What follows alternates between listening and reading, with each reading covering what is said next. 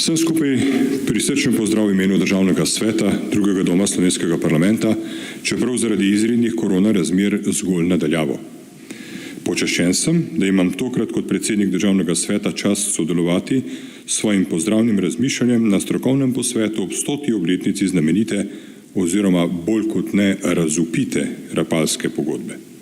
Rapalske pogodbe, ki se je spominjamo z grenčico in bolečino črnega dne izpred 100 let, ko se je zakartalo več kot četrtino slovenskega etničnega ozemlja.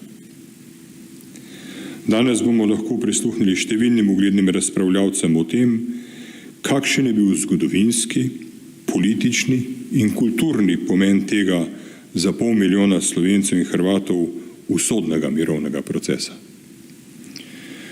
Po letu neuspešnih dogovarjanj in pogajanj o mejnem vprašanju med Kraljevino Italijo in Kraljevino SHS so 4 novembrski dnevi leta 1920 prinesli končni dogovor o razmejitvi, znan kot Rapalska mirovna pogodba. Okoliščine so bile do slovenskega prebivalstva, ki je ostalo zunaj razmejitvene pretežno gorske črte, Mangrd, Triglav, Krnice pri Novakih, Špehovšce, Hotedršica, Planina, Snežnik, Reka, krute in neizprosne. Kljub naknadnim pozivom po prijateljskih odnosih z obeh strani se to v praksi nikoli ni udejanjilo. Kompromisni italijanski predlog je bil poceni zabarantano blago in slovenski narod njegova visoka cena. Izgubili smo celo Primorsko in del dežele Kranjske. Ni naključje, da Slovenci na pogajanjih nismo imeli možnost sodelovati. So pa odločitve o nas sprejemali drugi, v korist svojih ozemeljskih teženj in apetitov. Slovenci, ki so živeli na Goriškem, delu Notranjske, v Trstu, Istri in na Primorskem, niso bili deležni enake zaščite, ki je pripadala italijanski manjšini na Hrvaškem. Nasprotno, kot manjšina so bili deležni udarcev vse močnejšega fašizma, proces poitalijančevanja pa je potekal tako nasilno in boleče, da so spomini na to kruto obdobje 27 let temnejše plati slovenske zgodovine še vedno živi. Eden od pomembnih razlogov, da je lahko do tega prišlo, pa tiči v sami naravi pogodbe, ki ni zgolj določala mejne razmejitve, temveč je neetično posegala v konkretne odnose na zasedenem ozemlju. 4600 betonskih obmejnih kamnov, ki so se do danes dobro ohranili, je tako še vedno živ spomin na čas, ki bi ga mnogi radi čim prej pozabili. Utrjen obrambni sistem bunkerjev, zaklonišč, kasarn, karavl in drugih vojaških objektov se uporablja še danes. Velik domoljub, profesor Tomaž Pavšič, je na lastni koži izkusil življenje ob tej krivični meji in je svoje aktivno življenjsko delo posvetil ohranjanju te zgodovinske dediščine. V njej ni videl zgolj temačnosti, temveč predvsem veliko svetlobe, tiste znova ponujene priložnosti, da ohranjamo spomin za utrjevanje narodne zavesti. Pavšičevo poslanstvo je pomembno prispevalo k ohranjanju nešteto majhnih, a velikih zgodb o krepitvi narodne pripadnosti, zavednosti in ponosa. In zato je prav, da se mu v tej priložnosti še posebej posthumno priklonimo. Med temi majhnimi, a velikimi osebnimi zgodbami, kot je Pavšičeva, se skriva izjemna moč, ki jo lahko začutimo le, ko se izreče. Tudi sam osebno sem kot mlad fant večere in večere preživel ob njih. Presunljiv in spoštljiv je ta spomin, ki ga še danes nosim v srcu. Spominjam se besed svoje none Zofije Kovšca, rojene Bajc, ki je bila tako kot deta Lojz doma na Colu nad Ajdovščino. Njeni in njegovi sorojenci so imeli Avstro-Ogrsko za svojo domovino. Deta Lojz je bil ranjen na Doberdobu. Italijansko oblast so doživljali kot okupacijsko oblast od njenega prvega do zadnjega dne leta 1943. Deležni so bili ponižanj, sramotenja ob rabi slovenskega jezika, pa tudi surovih kazni ob nepokorščini do italijanske uprave. Posebno hudo se je italijanska oblast znašala nad intelektualci, premožnimi Slovenci in Nemci, ter zavednimi duhovniki. Nona se je večkrat pridušala, da so od Ljubljane in Beograda v tistih časih okupirani Primorci veliko več pričakovali, kot so dobili. Zdelo se jim je, da so bili izdani, prodani in pozabljeni. Naj za zaključek in kot motiv v današnjo razpravo izberem modro misel, ki pravi, da nas zgodovina uči, da se ljudje in narodi začnejo vesti preudarno šele takrat, ko so že izčrpali vse druge možnosti. In naj ne bo ta misel zgolj oster opomin na napake preteklosti, temveč hkrati poziv k večji preudarnosti, da napak iz preteklosti ne bomo ponavljali. Da se to ne bi zgodilo, moramo najprej temeljito spoznati pot usode lastnega naroda, njegove stiske od znotraj in hude pritiske od zunaj, ki smo jih bili deležni znova in znova. Razkosani, odtujeni, razdvojeni, sestradani, prestrašeni, pa tudi iznajdljivi, uporni, kljubovalni ter pogumni. A ne glede na vse, vselej enotni v tem, da smo bili, da smo in da bomo naprej Slovenke in Slovenci. Tega velikega madeža slovenske zgodovine v obliki Rapalske pogodbe se preprosto ne more izbrisati. Naša naloga je, da ne dopustimo, da nam diplomatsko igračkanje in politična nezrelost iz preteklosti trajno poškodujeta narodnega duha in zavednost. Čeprav v današnjem času težkih preizkušenj se moramo zavzemati za njuno krepitev. To naj bo temeljno sporočilo 100-letnice podpisa Rapalske pogodbe. Hvala. Ki ste si vzeli svoj čas in ga posvetili zgodovini, preteklosti, naši preteklosti, ki smo se zbrali na ta popoldan, pravzaprav večer, na predvečer podpisa Rapalske pogodbe. Rapalske pogodbe, ki za slovenski narod, pa posebej nas, ki smo ali živimo na Primorskem, z njo marsikaj izgubili, oziroma nekaj tega smo že slišali v nagovoru predsednika Državnega sveta, gospoda Alojza Kovšce. Zbrali smo se na ta predvečer, ki je po svoje tudi, simbolni datum. Namreč Rapalske mirovne pogodbe ne bi bilo, če bi ne bilo današnjega dne, torej posledic Prve svetovne vojne. Kajti danes se spominjamo 102. obletnice konca Prve svetovne vojne. 11. novembra 1918 ob 11. dopoldne je utihnilo orožje na Zahodni fronti.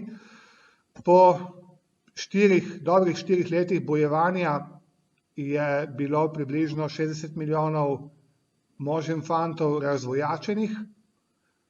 Razpadli so 4 veliki imperiji, avstro-ogrski, nemški, osmanski, ali če hočete nekoliko domače, turški, pa ruski. Približno več kot 10 milijonov žrtev je zahtevala, predvsem mož in fantov, kajti šlo je za tako imenovano viteško vojno. Tako imenovano viteško vojno. Vse to je pripeljalo k temu, da se je po usodnih 4 letih bojevanj bilo treba usesti za mizo in se pogajati. 4 imperiji nastanejo, zlasti srednja in vzhodna Evropa se predrugači, tudi Slovenci se znajdemo na prepihu narodov. Nastane sicer južnoslovanska država, ki se, kot bomo videli v nadaljevanju, mora šele boriti za svoje novo vzpostavljene meje. Torej, vsi ti zdaj na kratko našteti razlogi nas navezujejo k temu, da smo se danes zbrali. Da počastimo mir, da poskušamo najti razloge, zakaj so se stvari dogajale in kakšne so bile posledice. To nam bojo eminentni kolegi v nadaljevanju povedali. Predvsem pa, da se zavedamo dejstva, da je po koncu Prve svetovne vojne, po tako imenovanem 20-letnem ali dobrem 20-letnem miru, nastopila Druga svetovna vojna, še bolj krvava, še bolj krvoločna, s še več žrtvami. In da bi spet besede, ki so včasih zvenijo kot krilatica, prišle na dan, da zgodovino moramo poznati, se je učiti, da ne bi bili obsojeni na njeno ponavljanje.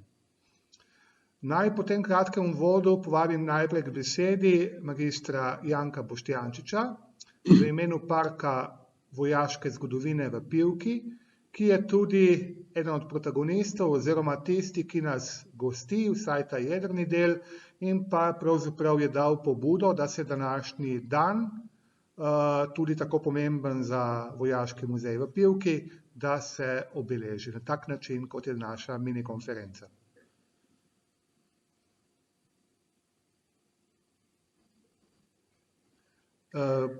Magister Janko Boštjančič, prosim za kratek nagovor. Spoštovana predavatelja, spoštovani moderator, cenjeni soorganizatorji, dragi udeleženci strokovnega posveta, dovolite mi, da vas v imenu Parka vojaške zgodovine kot glavnega organizatorja tega strokovnega posveta najprej vse lepo pozdravim.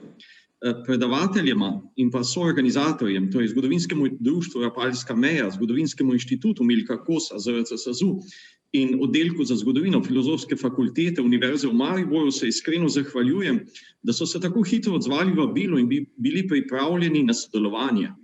Posebna zahvala tudi predsedniku Državnega sveta Republike Slovenije, gospodu Alojzu Kovšci.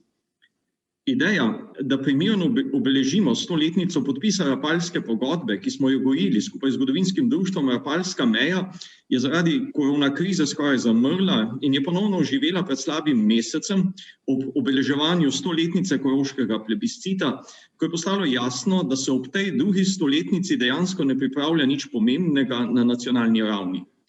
Vsem skupaj se zato še enkrat zahvaljujem za vašo pripravljenost.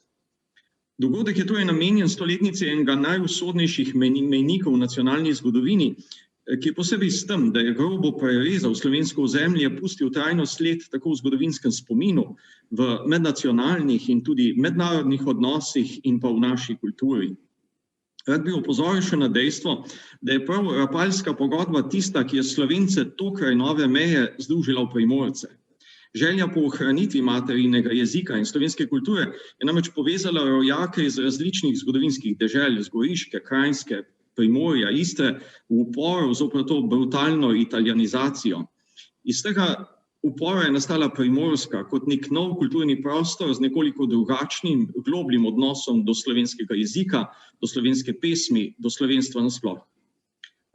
Želim vam dober internet in s tem prijetno popoldne večer v naši družbi. Hvala.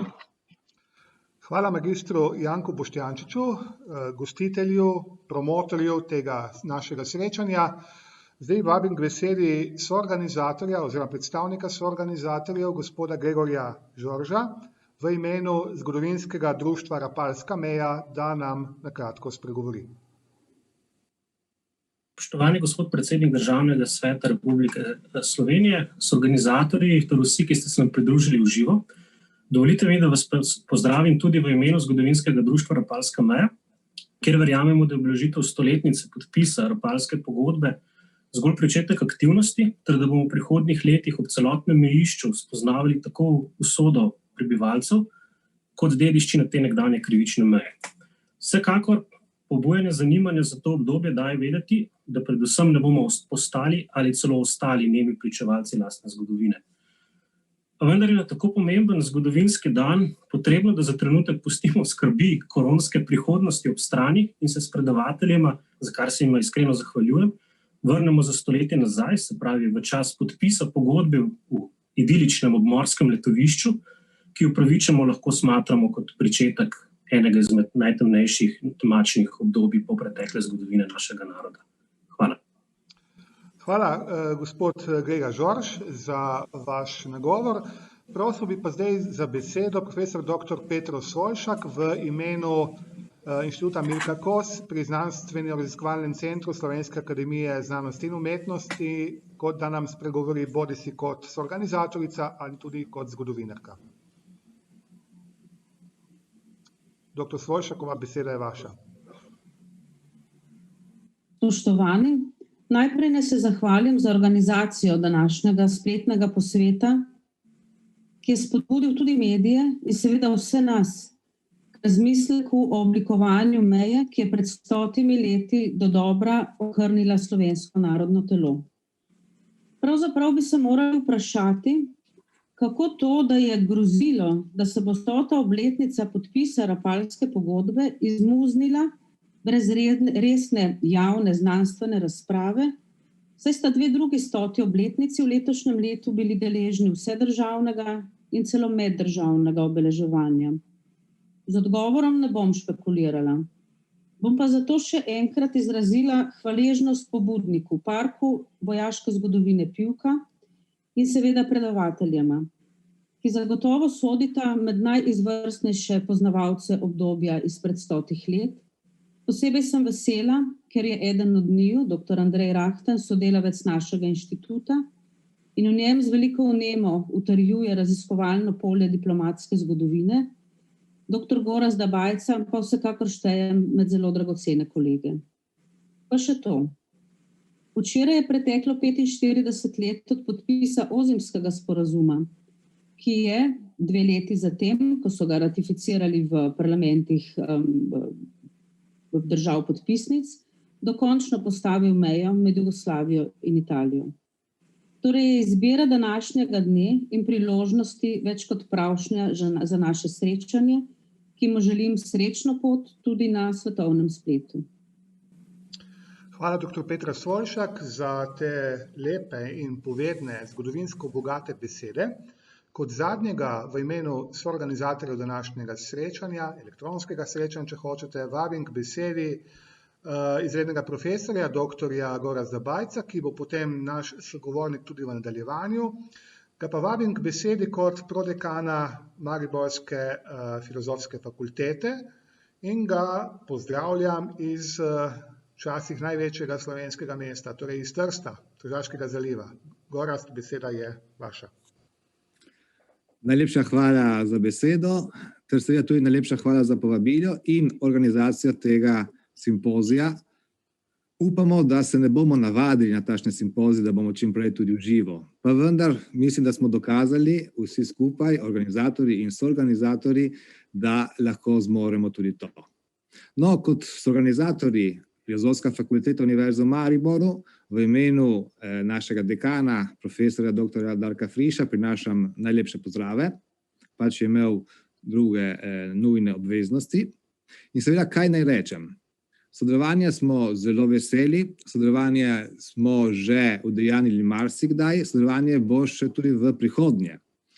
Namreč tukaj z kolegi, nekaterimi pa tudi z drugimi, smo že večkrat priredili kakšne zanimive posvete, v zadnjih letih kar nekaj.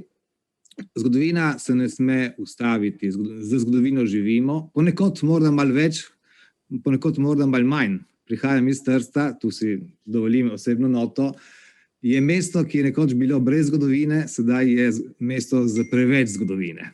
No, kakorkoli že.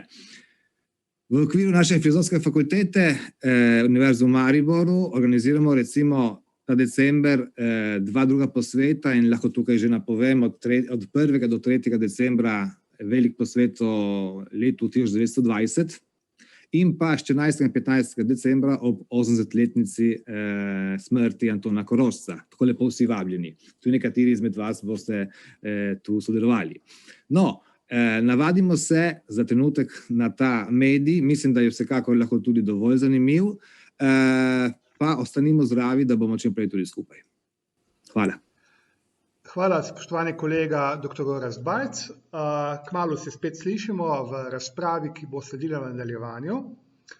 Glejte, dr. Petra Svoljšak je omenila 2 pomembni obletnici, ki sta bili dostojno proslavljeni v letošnjem letu, oziroma smo se jih spominjali.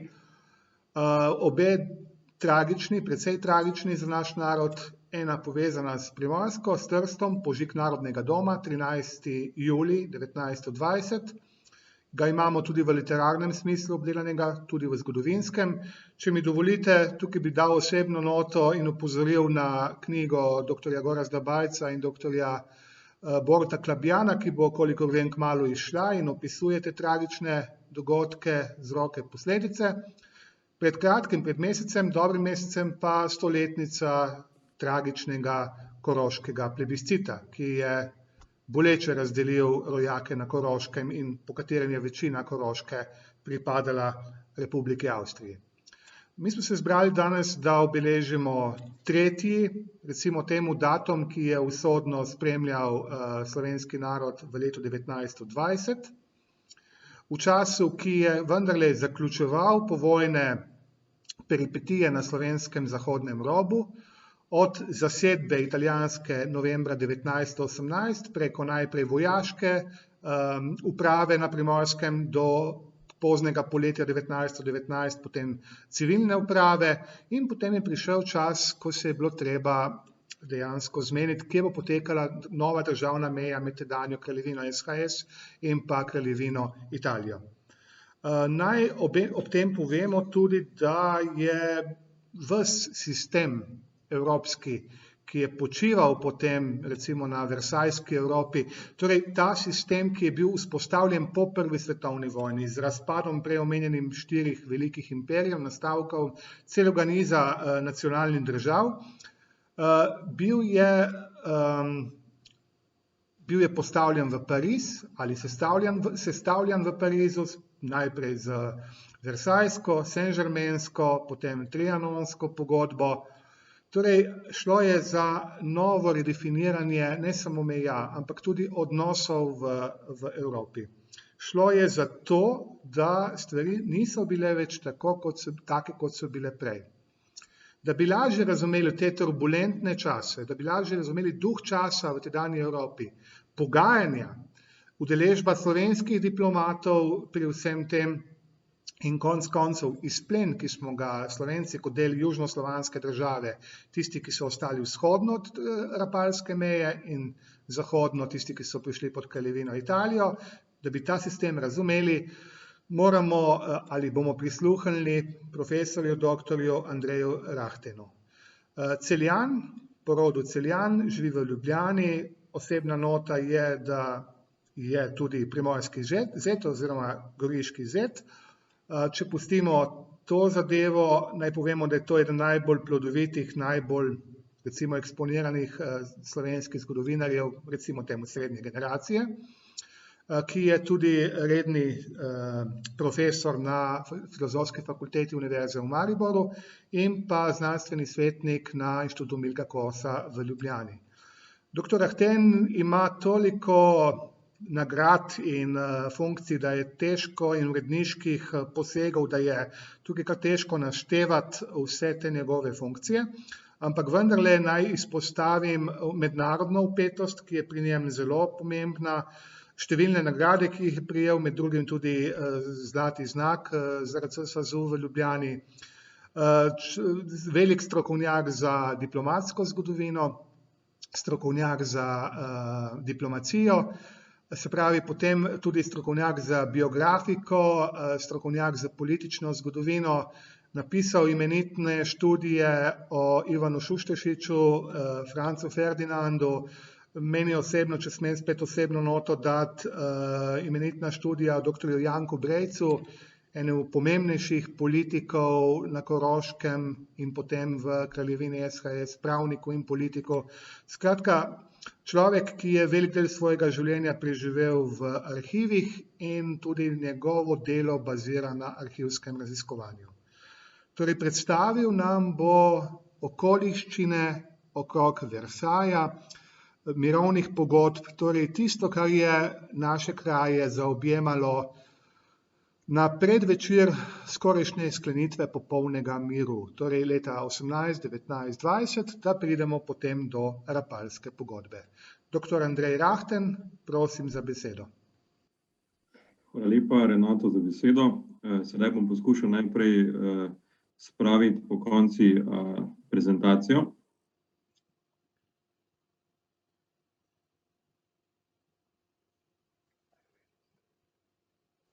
Tako, mislim, da bo sedaj veliko lažje, ko imamo tudi neko slikovno predstavo. Še enkrat hvala za vabilo gospodu direktorju Boštjančiču za njegovo pobudo. Res sem počaščen, da lahko danes tukaj v imenu ZRC SAZU Zgodovinskega inštituta Milka Kosa sodelujem. In jasno, sem tudi deloma na Univerzi v Mariboru, tako da sem vesel obeh soorganizatorstev. Iz Renatovega uvoda sem se res spomnil, da sem edini neprimorski govornik danes in res je, to, da sem poročen z Briko, mislim, da odtehta tudi mojo kvalifikacijo na današnje srečanje. Tema je zelo široko zastavljena, poskušal bom samo nekaj ključnih elementov izpostaviti kot neke vrste preludi v predavanje mojega kolega dr. Bajca. Gre namreč za resnično eno dogajanje, ki je v zadnjih letih v slovenski historiografiji doživelo kar nekaj novih pogledov. Tukaj pred vami so nekateri naslovi iz zbirke Studia Diplomatica Slovenica, kjer smo se še posebej sistematično lotili teh vprašanj. Kot lahko vidite, smo poskušali različne aspekte Versailleska sistema po povezavi s Slovenci obdelati, tudi, bi rekel, za mednarodno javnost, saj nekatere knjige so šle tudi v angleščini in francoščini. To poudarjam tudi zato, ker fotografski material, ki ga boste danes tukaj videli z redkimi izjemami, izhaja iz zbirke Studia Diplomatica Slovenica in je tako tudi podlaga mojim današnjim izvajanjem.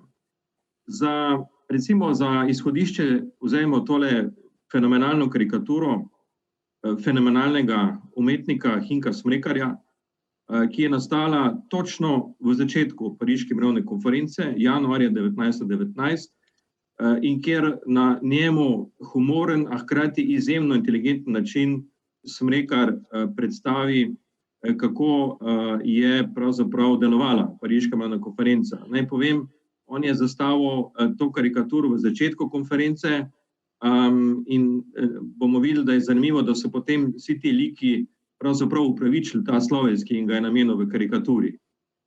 Zdaj vsi bomo danes iz današnjega vidika zelo pomembno, še posebej pozorni na nekatere akterje v tej zgodbi in tukaj centralna osebnost, ki jo imamo tukaj vidno, je ameriški predsednik Thomas Woodrow Wilson, glavna zvezda na Pariški mirovni konferenci, ki je pravzaprav za svojim vplivom avtoriteto zaradi vstopa ZDA v vojno, ki odločilno bi pomogel k zmagi Antante proti centralnim silam, imel tudi glavno besedo na Pariški mirovni konferenci.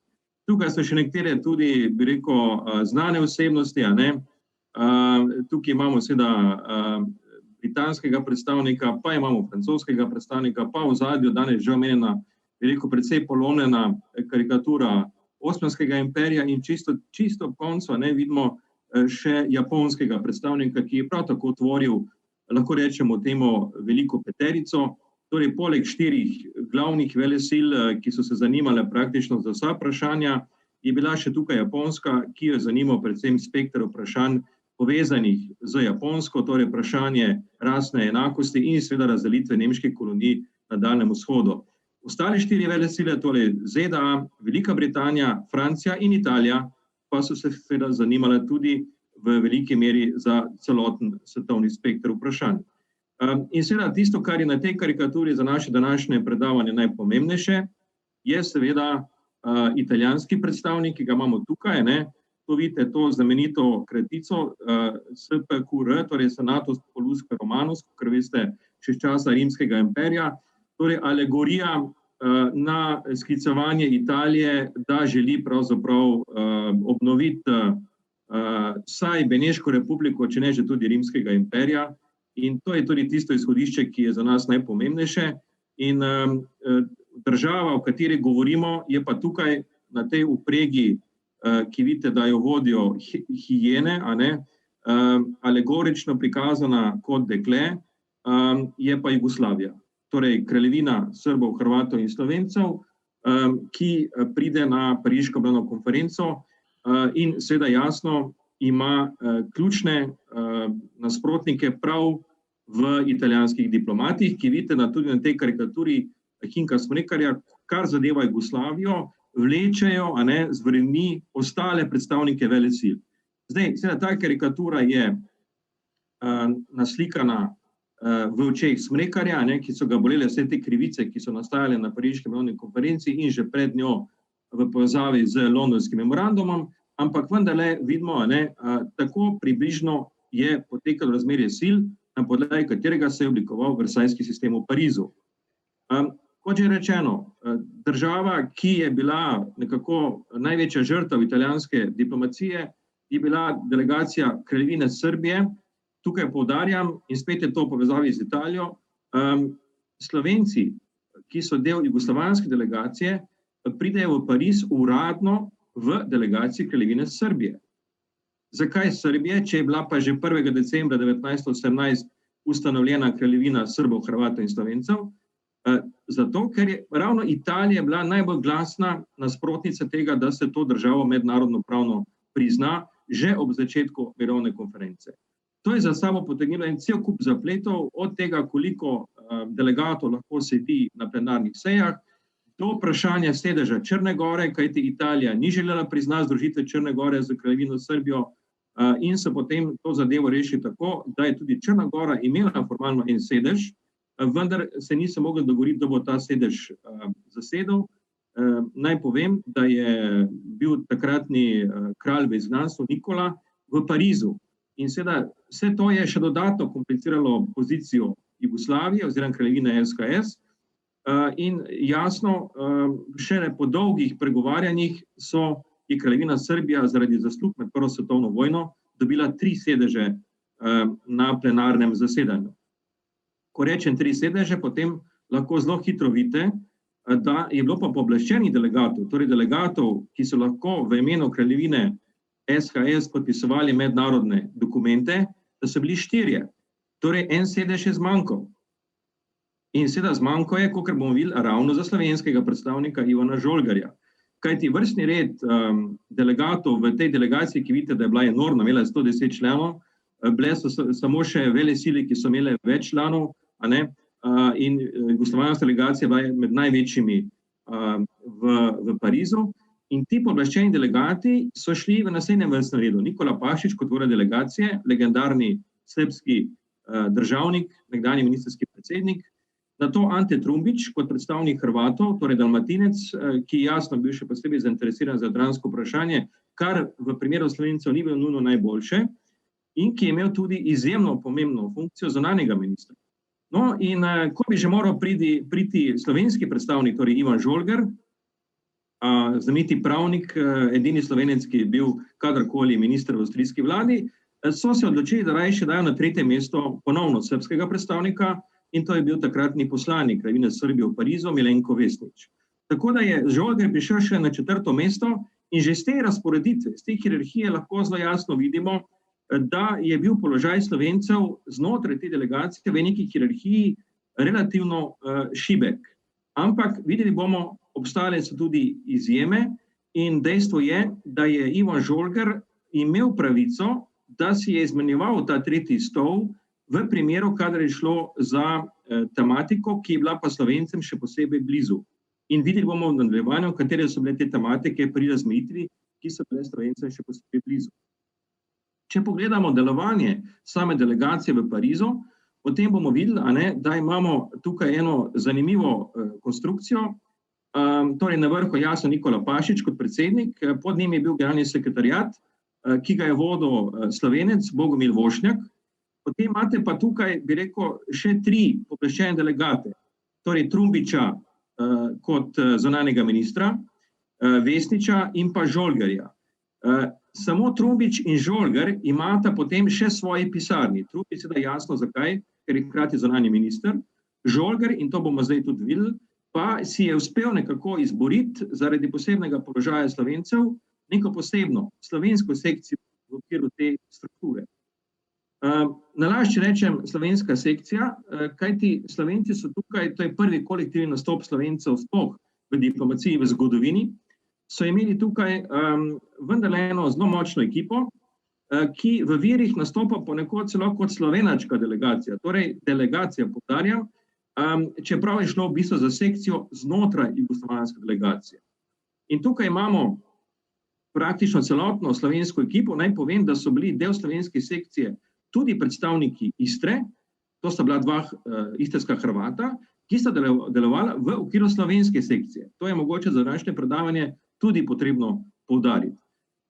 No, in seveda eden od hrvaških kolegov, bolj rečeno dalmatinskih kolegov, Josip Smodlaka, je potem v svojih spominih relativno, kaj naj rečem, z lepimi besedami, izbranimi besedami opisal to delovanje Slovencev, čeprav se politično glede njihovih narodnih zahtev ni strinjal, pa je cenil pridnost in disciplino slovenske delegacije, ki se je pod vodstvom Ivana Žolgerja, kot je on napisal, prelevila v pravcato pisarno po dunajskem vzoru, kajti Žolger je organiziral slovensko sekcijo po vzoru svojega uradniškega delovanja, ko je bil še na Dunaju visok funkcionar in kasneje minister.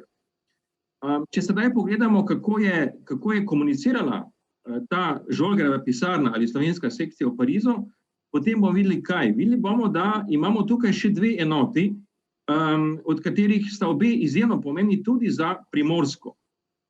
Namreč, poleg same slovenske sekcije v Parizu je bila v Ljubljani tudi posebna komisija za mirovno konferenco.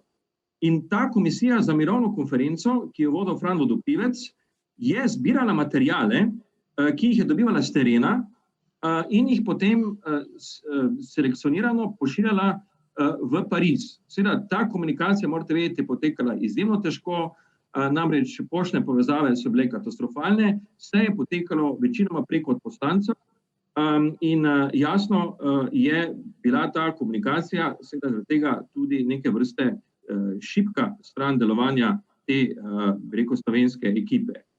In za naše primorske razmere, pa je še zlasti pomembna druga enota, ki imamo tukaj, pisarna za zasedeno ozemlje, ki je bila prav tako izjemno aktivna in je zbirala gradiva iz okupiranega ozemlja in ga posredovala potem naprej.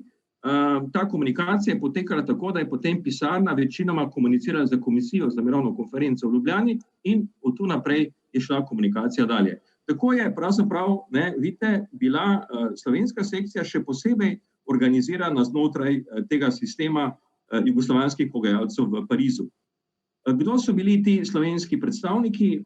Vseh seveda nimamo časa naštevati, tukaj je samo ključno, jaz pa rečem, pravniško jedro sekcije, kjer imamo 3 pravnike, ki so imeli ključne vloge v tej situaciji. Ivana Žolgerja sem že omenil, vrhunskega pravnika doma iz Slovenske Bistrice, ki je potem napravil izvrstno kariero v Avstriji. Potem imamo Leonida Pitamica, ki ga je dolgo časa spremljal tudi kot sodelavec in je kasneje potem imel tudi izjemno pomembne funkcije. In pa Bogomil Vošnjak, ki si je vstopnico za Pariz pridobil s tem, da je bil član jugoslovanskega odbora emigrantov, ki so delovali v tujini in je bil tako rekoč eden redkih Slovencev, če ne celo edini v številnih situacijah, ki je ob Trumpiču, torej hrvaškemu predstavniku in kasnejšemu zunanjemu ministru, imel izjemno pomembno vlogo pri nekaterih ključnih dokumentih, kot je bila Krška deklaracija.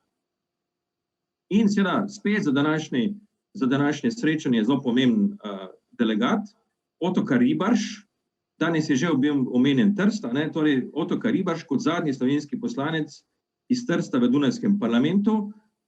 Tukaj številka 7 pred njegovim imenom, kajti on je bil v tej hierarhiji 7 delegatov Kalvine SHS šele 7 po vrsti in tudi ni bil pooblaščeni delegat, ampak je bil vladni delegat, kar je pomenilo, da ni smel podpisovati mednarodnih aktov. Ampak seveda, Ribarževa prisotnost je bila zelo pomembna, zato ker je vedno znova in znova postavljal na dnevni red jadransko vprašanje, tudi v trenutkih, ko so ostali člani delegacije morda nekoliko več časa posvečali razmejitvi z Avstrijo in Madžarsko.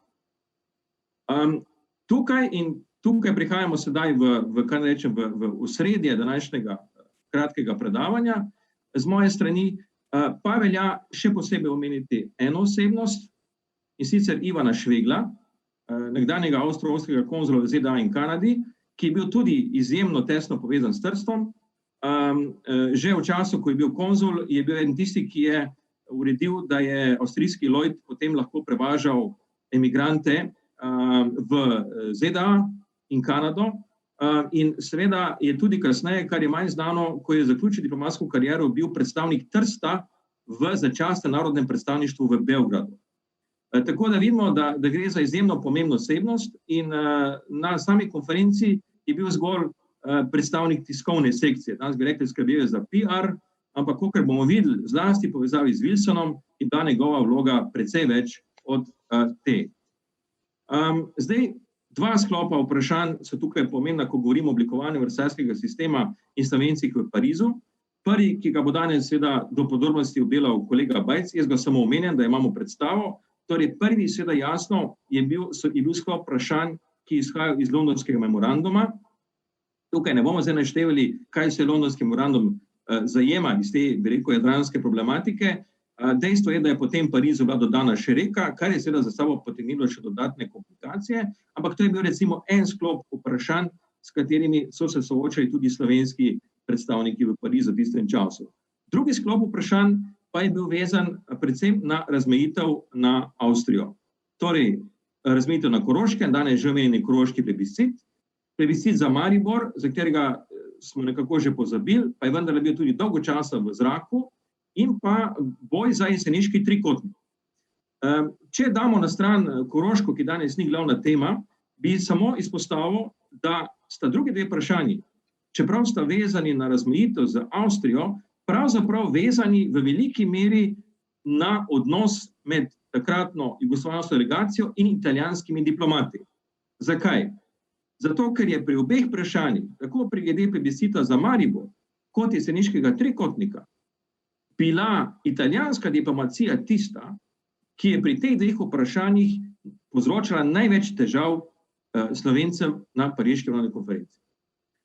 Kakor vsi vemo, je generalmajster vzpostavil neko izrečeno dejstvo v Mariboru in nekako še vedno živimo v prepričanju, da je bilo to. Torej, od tu dalje se ni dal nič spremeniti in Maribor je bil za večno slovenski. Na pariški mirovni konferenci se je pokazalo, da to ne drži in zasluga za to, da je bil Maribor ponovno postavljen pod vprašaj, gre prav italijanskim diplomatom. In šele z eno, bi rekel, zelo močno akcijo Ivana Žolgerja in ekipe in obeni zelo močni podpori francoske diplomacije pod vodstvom Andreja Tardieuja je uspelo preprečiti italijansko namero, da pride do plebiscita za Maribor. Podobna zgodba je glede jeseniškega trikotnika. Prav tako precej pozabljena in človek bi rekel, kaj imajo z Italijani z jeseniškim trikotnikom. Pravzaprav vse. Zato, ker je bila italijanska diplomacija spet tista, ki je zahtevala, da se zaradi strateške lege železnice, Peljak, Trst, tudi jeseniški trikotnik vključi bodisi v Italijo, bodisi v Avstrijo. In se s tem prepreči, da bi ta strateško pomembna železnica šla skozi ozemlje Jugoslavije. Iz vsega tega vidimo kaj, in to je osnovna poanta današnjega predavanja. Italija torej ni nastopala proti Jugoslaviji kot bodoči konkurentki na Jadranu samo na podlagi londonskega memoranduma, ampak je, in teh zahtev, ki so bile tam izražene, ampak je hkrati imela kup stranskih front vis-a-vis Slovencem pri oblikovanju versajskega sistema, kjer je pomagala tistim državam, ki so bile nasprotne Slovencem. Torej v tem primeru Avstrija in seveda nekaj malega tudi v primeru Prekmurja, ki ga danes prav tako ne bomo imeli časa našteti.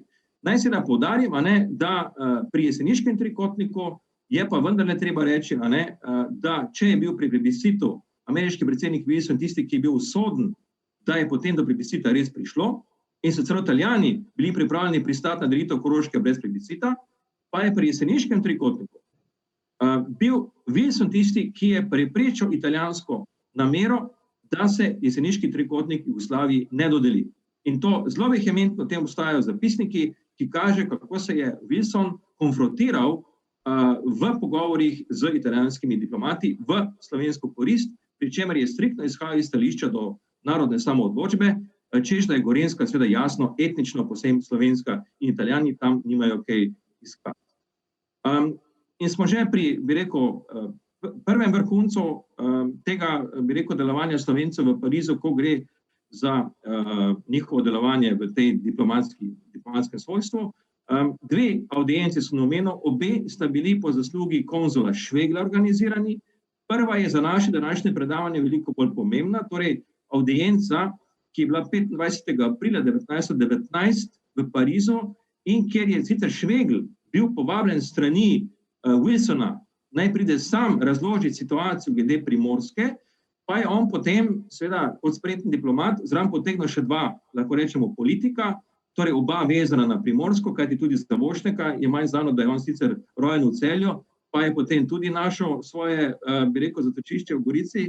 Torej Vošnek in Gregorin, sta bila v tej delegaciji, ki se je potem Wilsonu predstavila in je imela svojih, lahko rečemo, dobesedno skoraj 5 minut, da je predstavila problem Primorske vizavi Italije. Kaj lahko na kratko povzamem na tej podlagi, kar bo tudi za uvod naprej glede pogajanj pri Rapalski pogodbi. Wilson je bil edini državnik formata, seveda, v Parizu, ki je nasprotoval priznanju londonskega memoranduma. Torej, on je bil proti temu, da se ga prizna, češ da je to tipičen simbol stare diplomacije, tajne diplomacije, proti kateri se je pa on na podlagi 14 točk seveda boril. In seveda, ko je on poslušal Švegla, Vošneka in Gregorina, je seveda imel en zelo, kaj rečem, občutek simpatije do teh slovenskih narodnih zahtev, pri čemer še posebej na tem sestanku pride do izraza njegovo zanimanje za reko. Vsi vemo, da je ravno pri vprašanju reke prišlo do največjih konfliktov z italijansko delegacijo in tukaj je Švegl porabil veliko časa, dobil veliko časa, bolj rečeno, da je lahko predstavil tudi jugoslovansko stališče glede reke in iz te audience, obstaja zapisnik, ki ga je napisal Švegl, je razbrati, da je na tej točki imel seveda Wilson svoje stališče predvsem bliže jugoslovanskemu kot pa italijanskemu. Kaj se je dogajalo potem z italijansko diplomacijo, bomo več izvedeli od kolega Bajca. Bila je potem še druga audienca, ki je mogoče bolj znana v zgodovinopisju, ker smo se več ukvarjali z koroškim plebiscitom. Namreč 5. junija 1919 prije pa potem ena res impozantna delegacija iz Ljubljane pod vodstvom torej predsednika deželne vlade za Slovenijo Janka Brejca in pa škofa Jegliča, ki potem seveda predstavi svoje videnje predvsem koroškega problema in tukaj pač Brejc uporabi ta znameniti izrek Ave Wilson Sloveniji morituri te salutant, ki pa očitno ni dovolj ganil ameriškega predsednika, da bi spremenil svoje stališče glede koroškega plebiscita. Tisto, kar ostane v zraku in kar je tudi druga poanta za današnje predavanje, je to, da takrat ugotovijo Slovenci, da jim Wilson, recimo pri Koroški, vsiljuje plebiscit, ko gre pa za Primorsko, pa kljub simpatijam ne želi tako daleč, da bi Slovencem dovolil plebiscit za Primorsko, za katerega so Slovenci za razliko od Koroškega računali, da ga seveda lahko dobijo. Seveda, nekako vsi smo fokusirani na leto 19, naj povem, da se potem v letu 20, bi rekel, te vrste diplomatov precej izrečijo, vrhunski državniki odidejo, Wilson prvi, že sredi leta 19 tako naprej. Žolger ostaja v Parizu, oblikuje, bi rekel, jugoslovanske pozicije, tudi glede Društva narodov in tako naprej, ki so pomembne za versajski sistem in šele potem 9. septembra 1920 odide iz Pariza z seveda ničenim izplenom, če hočete, ko gre za vprašanje razmejitve z Italijo, tukaj je pač ugotovljeno, da z Italijo je potrebno priti do bilateralnega zaključka. In še čisto za konec, ena zanimivost, danes smo govorili, torej Slovenci tukaj nastopajo pri oblikovanju versajskega sistema v Parizu kot del jugoslovanske delegacije, in nekako se vedno vsake toliko časa pojavi vprašanje, kaj pa če bi slučajno Slovenci bili izven tega jugoslovanskega okvira. In tukaj je en dokument, ki sem ga odkril po sreči, lahko rečem, ker je bil del enega fonda, ki je bil prej že zelo raziskan, in sicer pismo Josipa Vidmarja, begunca, ki je pribežal pred italijansko okupacijo iz kanala ob Soči in ki se je obrnil na to, bi rekel, ljubljansko konferenco oziroma ljubljansko komisijo za pariško konferenco Frana Vodopivca in kjer je v enem zelo obširnem pismu, ki ima več strani, zelo natančno opisal, kako si on predstavlja delovanje slovenskih predstavnikov v Parizu. In kaj je njegova glavna poanta? Njegova glavna poanta je, da bi Slovenci morali v Parizu nastopiti sami in da bi to pomagalo tudi v njihovi relaciji do Italije. Kajti njegova teza je bila, dokler je Slovenija del Jugoslavije, kraljevine SHS, ki jo italijanska diplomacija percepira kot svojega glavnega konkurenta pri hegemoniji na Jadranu, potem bodo seveda tudi Slovenci se morali posloviti od številnih primorskih ozemelj, ker so seveda vsa ta ozemlja potem strateško še toliko pomembnejša. Če pa bila Slovenija manjša država, samostojna država.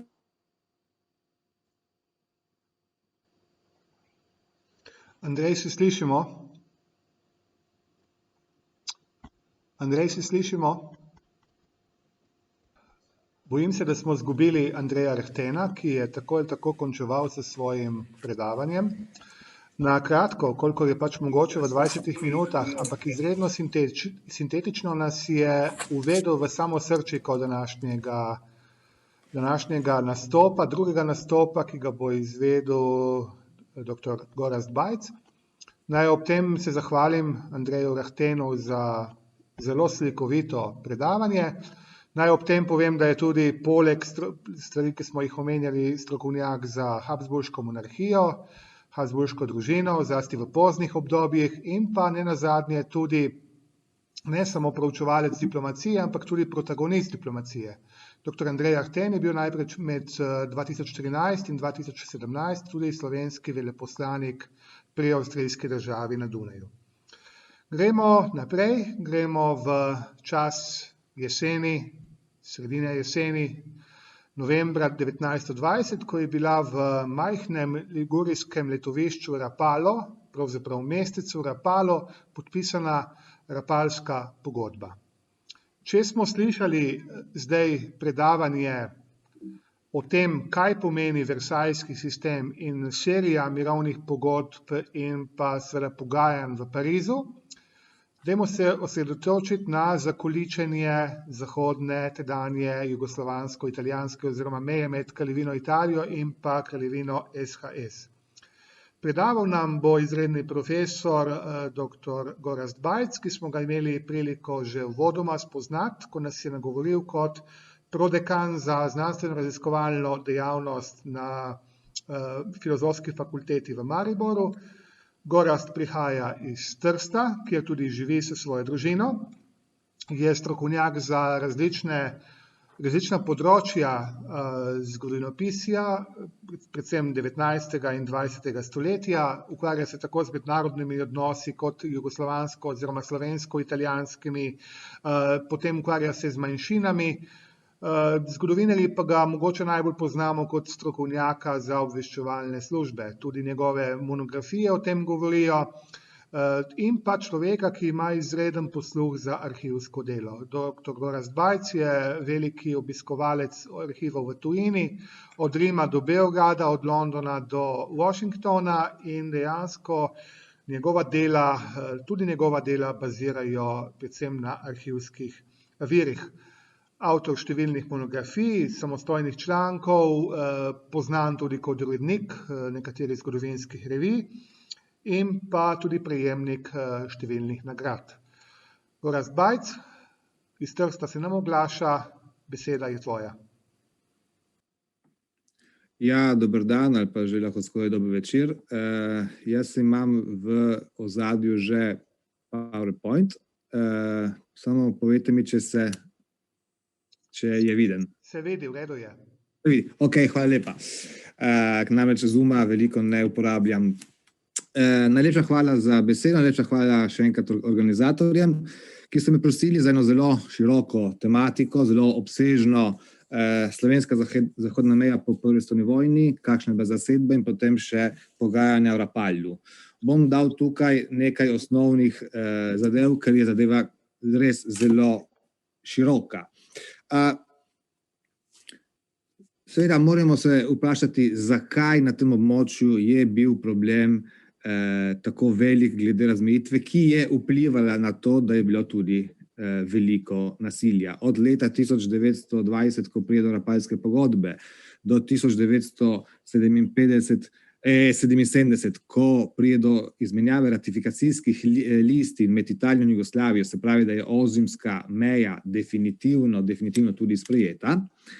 Torej, se pravi, da je bilo 57 let tega boja za to mejo, če ne še več, zaradi tega, ker leta 18 se zaključi prva svetovna vojna. Torej, kje dobiti tukaj nek začetek? V bistvu je začetek spora pravzaprav skoraj nemogoče definirati, ker verjetno ne vsi bi se strinjali z periodizacijo. Vendar pa bo težko, da se ne bi vsi strinjali, v čem je izvirni diplomatski greh tega. In to je podpis tajnega dokumenta 26. aprila leta 1915 v Londonu med zavezniki, se pravi med Britanci, Francozi in Srbi na eni strani in z Italijo. Znan je kot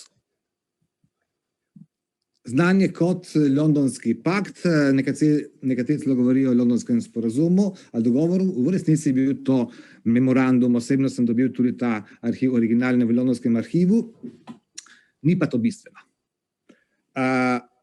Je bistveno nekaj drugega.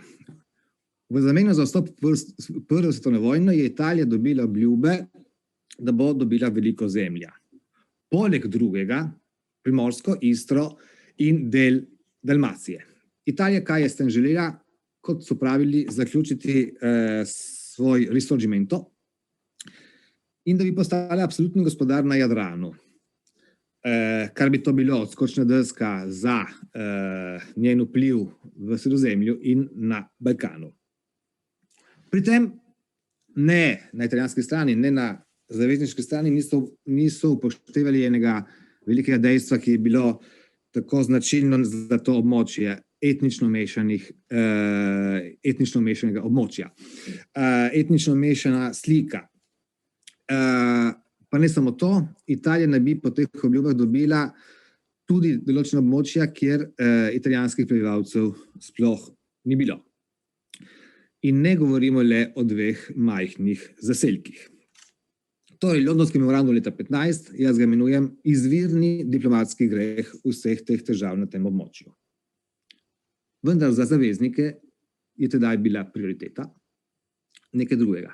Premagati nasprotnika, sovražnika in morda, kot so rekli, da bi se glede etničnih težav ali pa rešitev domenili po vojni.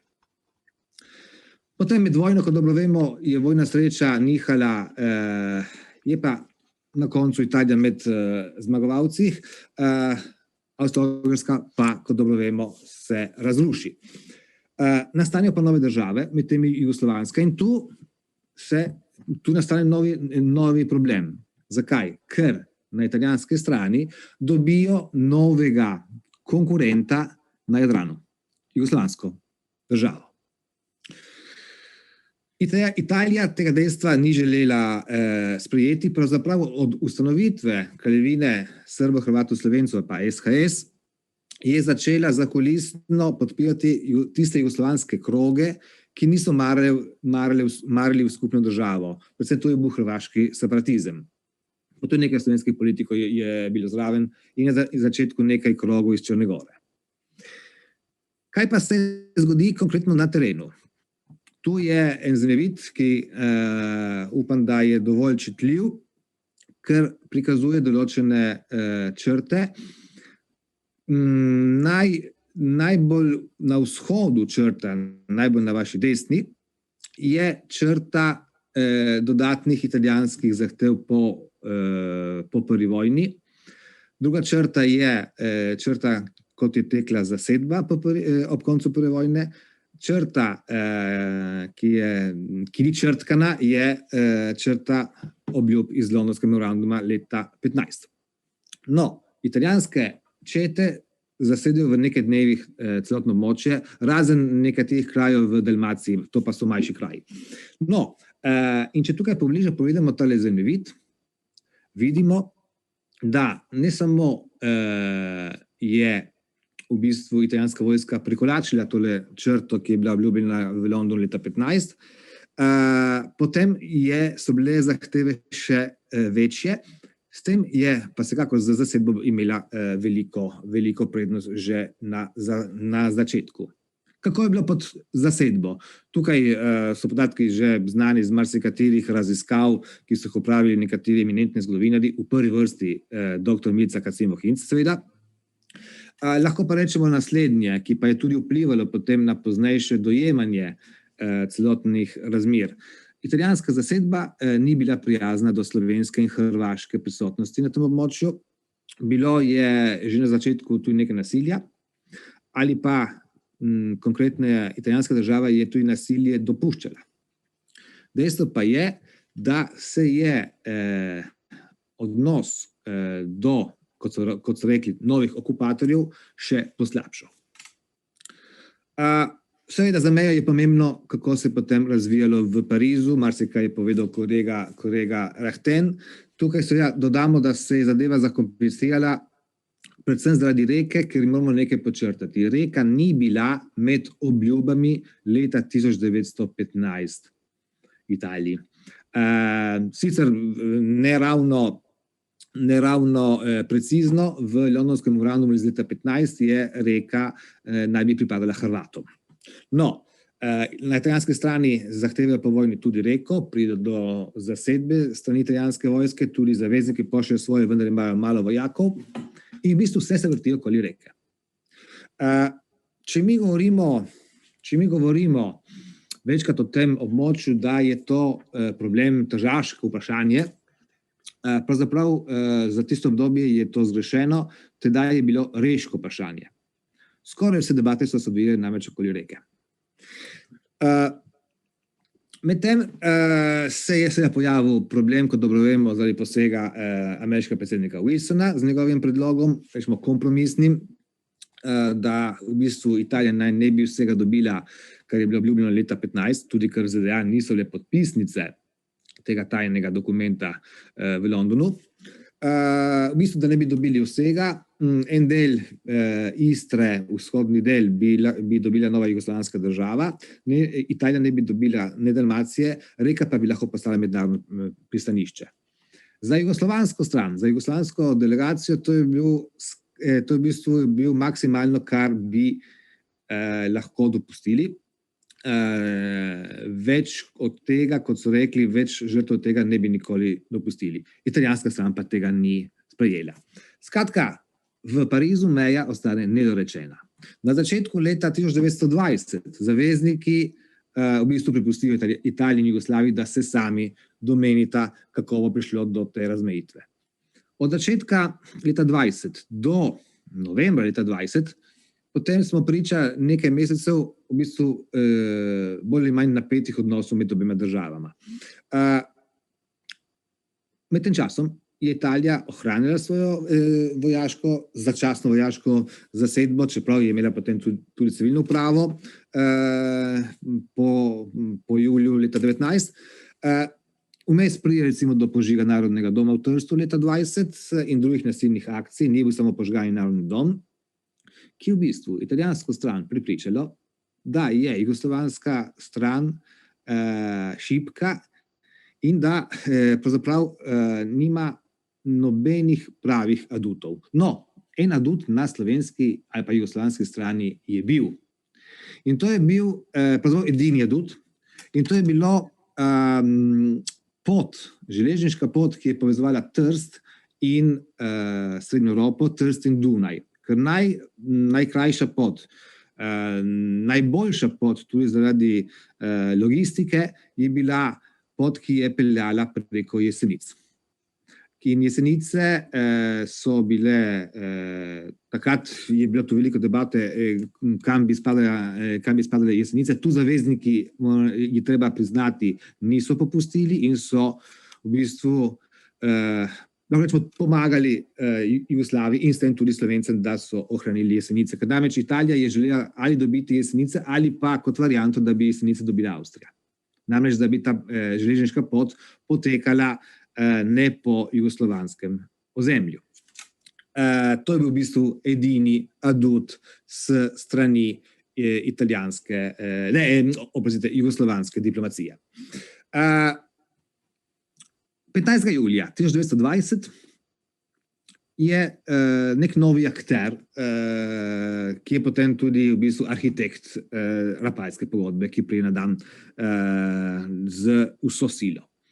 To je grof Carlo Sforza. Postane novi zunanji minister Italije in se zaveda naslednjega, da je bolje dobiti nek kompromis z Beogradom, bolje skratka doseči neko razmejitev, s tem, da bi pridobili čim boljše odnose, da bi Italija lahko preko Jugoslavije imela odskočno desko naprej na Balkan in potem tudi deloma v Srednjo Evropo.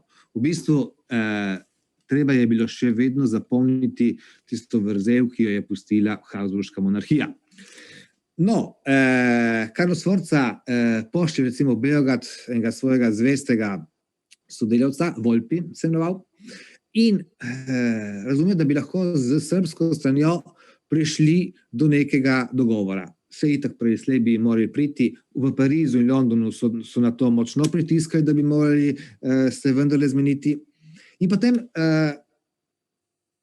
maj zatem Italija napravi še eno potezo, ki je v bistvu zanjo pomembna, ker pridobi veliko simpatije v mednarodnih odnosih. Zapusti vojaško obljubi, da bo zapustila Albanijo.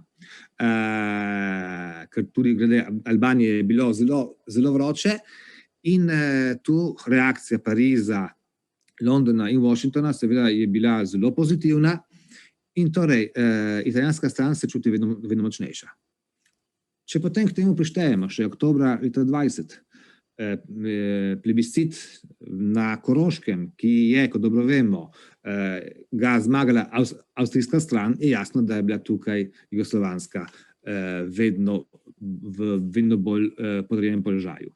To se je videlo sicer že pred Rapallom. Recimo, en velik problem je bil in veliko zavlačevanja je bilo glede delitve bivše avstro-ogrske flote. Tu je mišljena en del flote, tu je mišljena vojna flota in tudi trgovska flota. Tu je v bistvu na koncu italijanska stran dobila veliko več tonaže, kot je pač bilo mišljeno na koncu Prve svetovne vojne. Tudi ker Francija in Velika Britanija so se svojemu delu tukaj odpovedale. Sedaj pa, kako je bilo pred odhodom v Rapallo. Dve sta bili delegaciji, italijanska in jugoslovanska. V italijanski so bili trije protagonisti. Že menjeni grof Sforza, zunanji minister, predsednik ministrskega sveta ali prvi minister Giovanni Giolitti in vojni minister Ivano Bonomi. Obenem so v tej delegaciji, imamo nekaj podatkov, da naj bi bili tudi nekateri drugi prisotni, recimo načelnik generalštaba in nekateri višji uradniki zunanjega in vojnega ministrstva. Na jugoslovanski strani pa so bili trije glavni in edini protagonisti. To je bil ministrski predsednik Milenko Vesnić, Ante Trumbić, zunanji minister, ter finančni minister Kosta Stojanović. V delegaciji SHS, ki je šlo v Rapallo, ni bilo nobenega Slovenca. Sicer vlada v Ljubljani na začetku novembra upa, da bi lahko se ji pridružil Ivan Švegelj. To pa se ne uresniči. Tu je moje vprašanje morda med oklepajem malo provokativno. Zakaj ni bilo nobenega Slovenca? Ali so se morda zavedali slovenski politiki in ali diplomati, da so pogajanja v bistvu nemogoča glede slovenskega ozemlja in torej nihče se ne bi upal iti tega podpisati? Karkoli že. Zapremo oklepaj. V Rapallo je odhod z vlakom za jugoslovansko delegacijo, ki 6. novembra tudi pride z ekspresnim vlakom v Ljubljano, ustavi se, na peronu pride predsednik državne vlade Janko Brejc in predstavniki slovenskih strank, seveda se pogovarjajo z jugoslovanskimi predstavniki in, kot je pisal Slovenec, izrekel zaupanje, da bodo delegaciji znala pri pogajanjih varovati pravice našega naroda. Na to je delegacija šla dalje. Delni optimizem na slovenski strani. Velik optimizem je bil na italijanski strani, to si lahko tudi predstavljamo. Pričakovanja drugih, seveda o Parizu in Londonu sem že nekaj povedal. Rusija tedaj izven vseh iger v mednarodnih odnosih in moramo se spomniti, ena izmed sopodpisnic Londonskega memoranduma leta 2015. No, oglasi se tudi ruska stran. V splitskem časopisu Nova doba je objavil neko pismo iz leta 2014 ruskega poslanika v Cetinju, kjer je že tedaj ruskemu zunanjemu ministru Sazonovu predlagal, da bi v bistvu da bo tukaj velik problem okoli Jadrana in da mora vsa obala od Trsta do Splita pripadati zaledju. Tedaj ni bilo še Jugoslavije, če je bila Jugoslavija, verjetno bi rekel Jugoslaviji. No, gremo pa v Rapallo. 7. novembra najprej pride italijanska delegacija, potem pride jugoslovanska, zunanji minister Sforza vse lepo tudi sprejme, to seveda je protokolarno, in potem 8. se prične ta 4-dnevni, zelo intenzivni v bistvu pogajalski dvoboj do podpisa. Če tukaj poenostavim, tukaj imate na zemljevidu seveda tudi enega izmed tolikih zemljevidov, ki so objavljeni glede te razmejitve, da imamo pač pred sabo vsaj rezultat glede meje in je dobro videno, kako je bilo tukaj na slovenskem območju. Upam, da sem zbral enega izmed boljših zemljevidov, so nekateri še podobni. Karkoli že. Na prvi dan, 8. novembra leta 2020, Italija ima 3 velike zahteve. Meja se mora na slovenskem območju premakniti proti vzhodu, in sicer to na območju Snežnika. Zakaj? Ker Snežnik je bil za Italijo, kot so govorili, zelo pomemben zaradi obrambe. Druga zahteva, če bo reka neke vrste svobodno pristanišče ali pa posebna državica, mora biti teritorijalno v povezavi z italijanskim ozemljem, ter Italija mora dobiti v Dalmaciji predvsem mesto Zadar. Jugoslovanska delegacija na prvega dne, njene zahteve bi lahko rekli, da so enake temu predlogu, ki ga je podal ameriški predsednik Wilson. Se pravi, Dalmacija celotna pod Jugoslavijo, reka lahko dobi kakšen poseben status, predvsem Istro pa je treba razdeliti na 2 dela. Manjši del, vzhodni del pod Jugoslavijo. Seveda, italijanska stran na to ni bila pripravljena. Kaj je zanimivo v tem prvem dnevu, je tudi naslednje. Sforza želi, in to je bil njegov leitmotiv, da pride do takšnega dogovora, da bosta obe državi zadovoljni. To izjemno jasno tukaj tudi izpostavi. Zanimivo je tudi to, kar pove obrambni ali vojni minister Italije, Ivano Bonomi, ki pravi, da Italija si ne želi ene ofenzivne meje, temveč defenzivne. In to morajo Jugoslovani razumeti, da tukaj ni napirjeno proti njej. Prvi dan, 8. november, se torej konča brez nekega rezultata. Naslednji dan Italija nadaljuje z svojimi zahtevami, je pa pripravljena tukaj deloma popustiti na slovenskem območju glede Logatca in glede okraja severno od reke Kastava.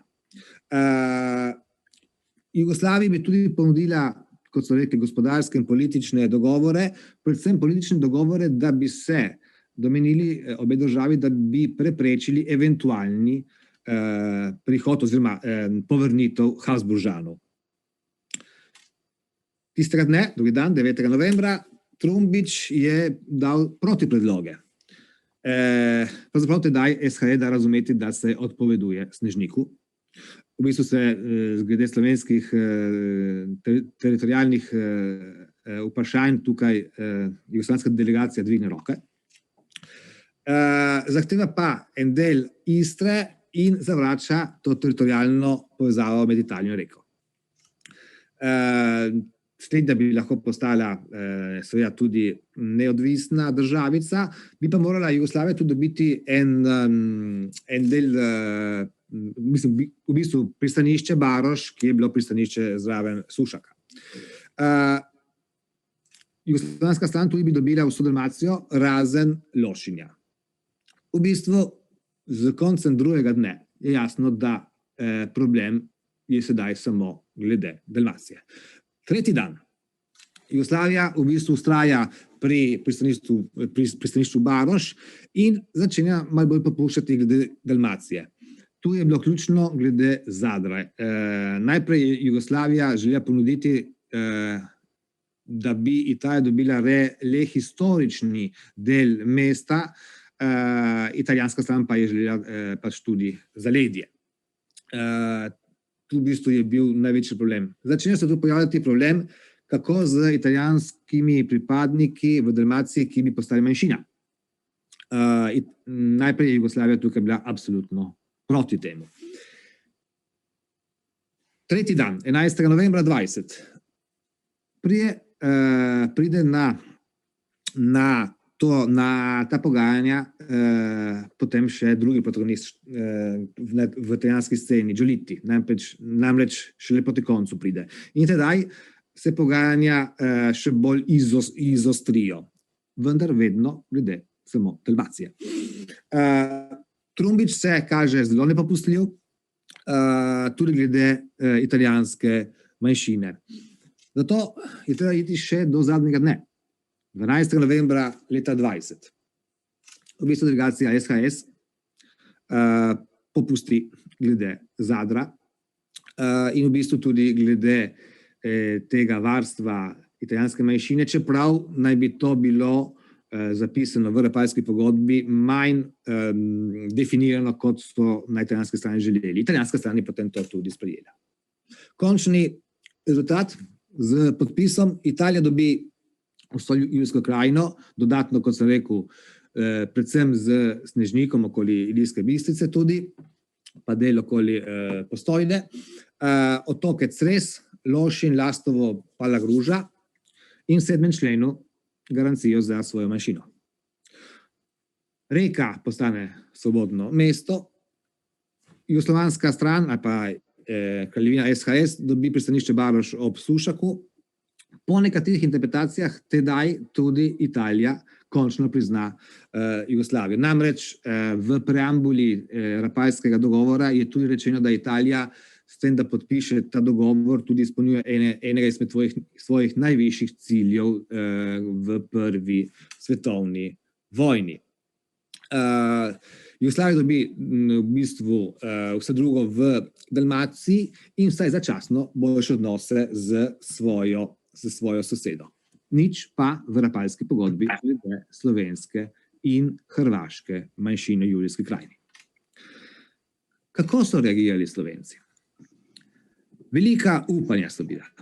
Velika upanja pred tem podpisom, in tu bi jaz rad izpostavil v bistvu v enem članku, kar je zelo značilen za tisti čas, zelo podobno dobimo tudi v drugih.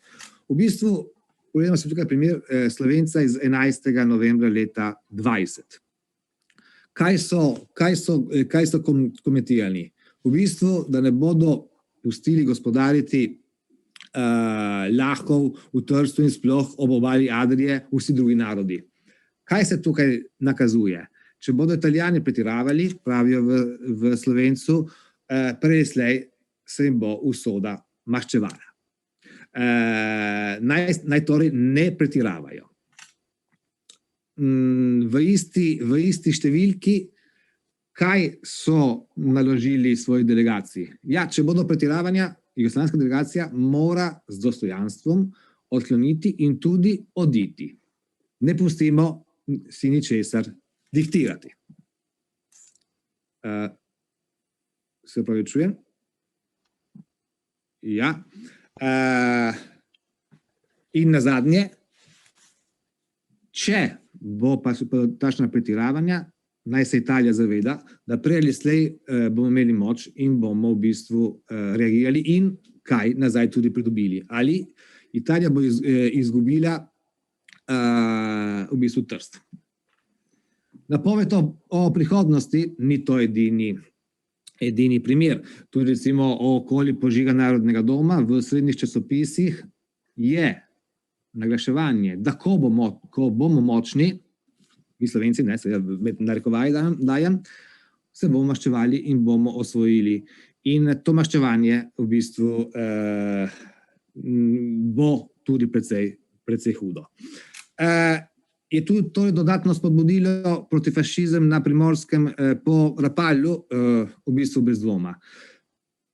Žal se je tudi zanačilo večkrat italijanske pripadnike z fašizmom. Pozneje je tudi to vplivalo na tako imenovane fojbe na tem območju. Da iščemo vzrok temu, seveda moramo iti vsaj v leto 1820 nazaj. Hvala lepa in hvala za vašo pozornost.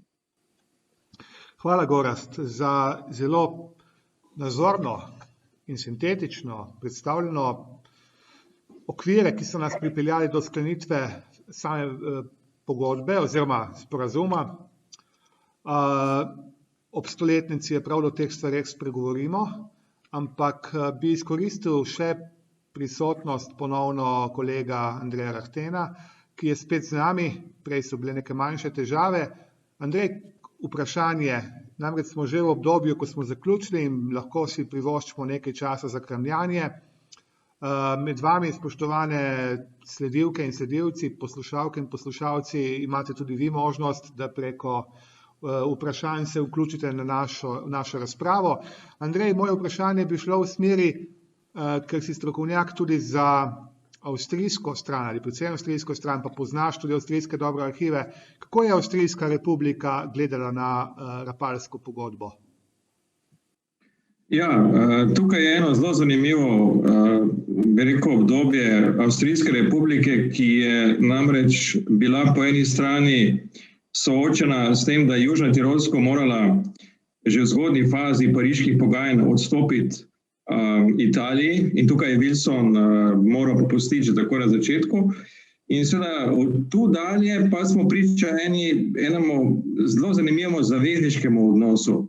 In dejstvo je, da so Avstrijci vse skozi zelo pozorno spremljali. Če berete poročila iz Beograda in iz Ljubljane, kjer je bil tudi predstavništvo Avstrije, Republike Avstrije, potem boste videli, da so oni sicer uradno nastopajo v dokumentih kot striktno nevtralni, ampak če berete med vrsticami, so pa seveda vse skozi v tem času na italijanski strani. Kot zanimivost naj povem, da je v letih 1919-1920 zaslediti v avstrijskih dokumentih, diplomatskih dokumentih, ki so bili torej, na podlagi pogovorov v Ljubljani sestavljeni, kar nekaj, jaz bi temu rekel, lažnih preplahov. Namreč vsake toliko časa najdete kakšno depešo, kjer avstrijski predstavniki v Ljubljani poročajo, da je tek pred tem, da pride do vojaškega spopada med Italijo in kraljevino SHS, recimo eno tako poročilo predstavnika, ki šlo potem na Dunaj, govori, in to je nekje tam torej konec leta 19, ko pravijo, da so na Vrhniki že vsa stanovanja zasedena, ker so jih seveda vojaki že zasedli, ker se bliža konfrontacija. Torej, Avstrijci zelo pozorno spremljajo preko svoje diplomacije, kaj se dogaja na tej relaciji med kraljevino SHS in Italijo, vendar navzven izkazujejo striktno nevtralno stališče in to se potem pokaže tudi pri Rapalski pogodbi. Andrej, hvala za to pojasnitev. Mislim, da je bila potrebna in tudi dobrodošla v tem kontekstu. Pa mogoče vprašanje za Gorazda. Gorazd, da se pomaknemo nekoliko pozneje oziroma bliže naši sedanjosti, približno 20-25 let po Rapalski pogodbi.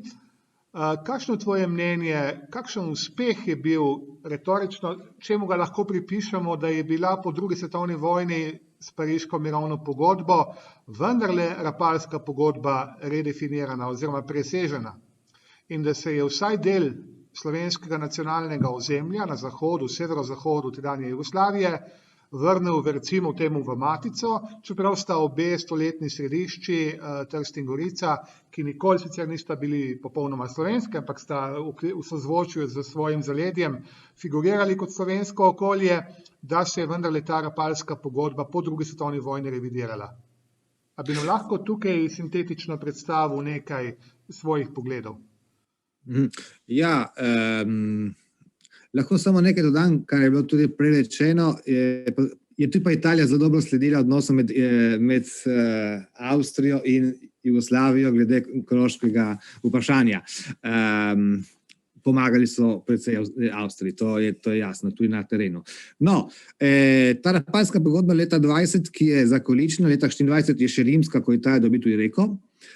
Zgleda, da tukaj te meje, to mejo bo zelo težko spremeniti. Zgodi pa se nekaj, v bistvu sreča v nesreči za Slovence. Italija je skupaj z silami Osija aprila leta 1940 napade Jugoslavijo, preseže mejo, potem tudi kljub vsem pravilom v mednarodnih odnosih tudi anektira tako imenovano Ljubljansko pokrajino. V bistvu ponudi možnost jugoslovanski strani, če bi bila na koncu druge svetovne vojne zmagovalka, da bi se ta meja spremenila. In tako se tudi zgodi. Zgodi se tudi, ker v bistvu, kaj se generalno gledano v slovenski zgodovini prvič zgodi, da so Slovenci imajo v bistvu svojo moč, vojaško jih zavezniki v bistvu prvič upoštevajo in s tem tudi politično. In na koncu vojne zasedejo slovensko etnično zemlje, sicer se morajo umakniti proti vzhodu, ker je bila grožnja po vojaški intervenciji, to dokumenti jasno tudi pokažejo, vendar se ne umaknijo za Rapalsko mejo, se umaknijo, bomo rekli tako po domače, vmes poti. Umakne se vmes poti in več ali manj tista demarkacijska črta začasna, za določenimi korekcijami, postane današnja meja. Ampak to je francoski kompromis, ne v bistvu? Francoski kompromis. Ja. Več ali manj je potem prišlo do manjših teh korekcij. Leta 1947 je ta pariška mirovna pogodba z Italijo, en del, ta večji del se razdeli, cona B, Posočje, prije pod Jugoslavijo, dobro še del Istre, prije pod Jugoslavijo, je še ta sporni del Tržaška pokrajina in Istrsko-Bujski kraj, ki imamo čakati do leta 1954, ko je Londonski memorandum med Italijo in Jugoslavijo, ki pa Italija ga ne ratificira. Zato ozimo leta 1975. 77 izmenjava ratifikacijskih listin. Da spomnimo še to, mlada slovenska diplomacija leta 1992 postane naslednica nekaterih dogovorov in med temi je tudi ozimski dogovor in kar je najvažnejše v bistvu se potrdi tale meja. Gorazd, za konec bi ti mogoče, ker prihajaš iz tržaškega okolja in si nam bliže Rapalu kot mi, ki smo recimo tukaj zdaj trenutno v Pivki, daj čisto laično nam razloži, kje pravzaprav je to mestece Rapalo, da si ga bomo lažje predstavljali, spoštovani poslušalke, poslušalci, sledilke in sledilci. Pravzaprav, kje gre za to mestece? Kje bi ga iskali na zemljevidu? To je v bistvu v Liguriji. Ligurija je severo-zahodni del Italije ob morju. Glavno mesto tam je Genova. Če imate pred sabo, je zelo lepo mestece, zelo prijetno je dobilo to svoje ime, znano tudi za drugih diplomatskih dogovorov v samem Rapalu. Oziroma govorimo o kraju Santa Margherita Ligure in zraven je v bistvu tudi ta Rapallo.